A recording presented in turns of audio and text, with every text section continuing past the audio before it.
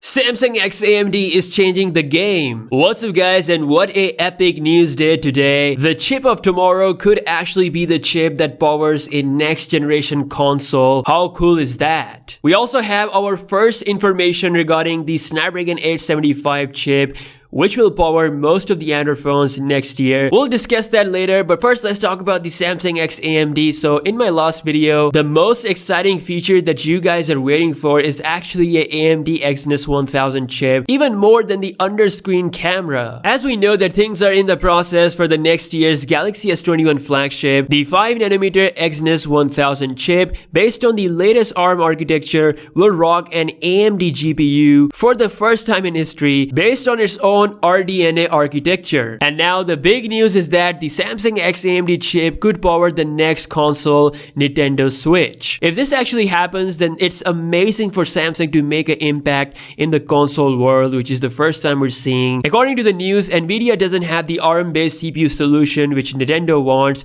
for its next console, and they are expecting to make a move and ask AMD for the help since they have experience in producing ARM-based solutions. And based on how closely they are working with Samsung, who is undoubtedly the most experienced ARM chip maker in the game, already building their next Exynos 1000 chip based on the latest ARM architecture, they are perfect for this collaboration. In my opinion, it's game changing. Imagine the same chip inside your flagship Galaxy S21 powering a console, a gaming console. That alone speaks for its performance. It sounds pretty awesome. I'm really excited to see what this will bring to the table next year. The super early prototype benchmark of the AMD GPU already beats the Exynos 660 by at least 15%. Imagine the final deal, that would be much better. Now speaking of Adreno, we have the Snapdragon 875 chip coming as well. So Snapdragon 875 is said to be a 5nm chip. It will also be cheaper for manufacturers than the Qualcomm 865 because this time the 5G modem is said to be embedded. So you can expect to see the X60 5G modem in there. We also have the latest Cairo 685 cores, most likely based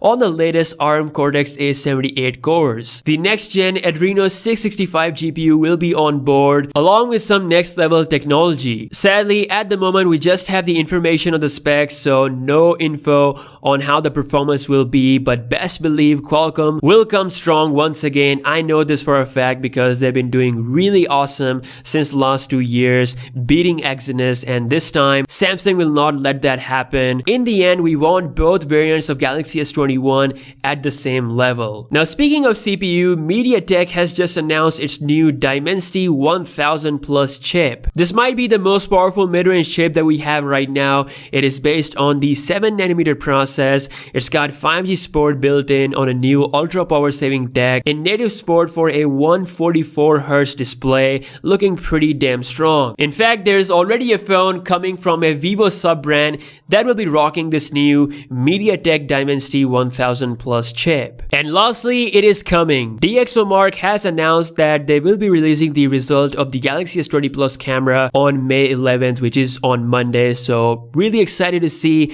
what the scores will be on this phone. Whether you care about them or not, it's gonna be interesting to see if this actually beats the Galaxy S20 Ultra. That would be so dope. I mean, there is a chance that that might happen. So anyways, that's all the news we have right now. I'll really appreciate if you guys subscribe to the channel with notifications on, and as always, I'll catch you guys in the next one. Peace out.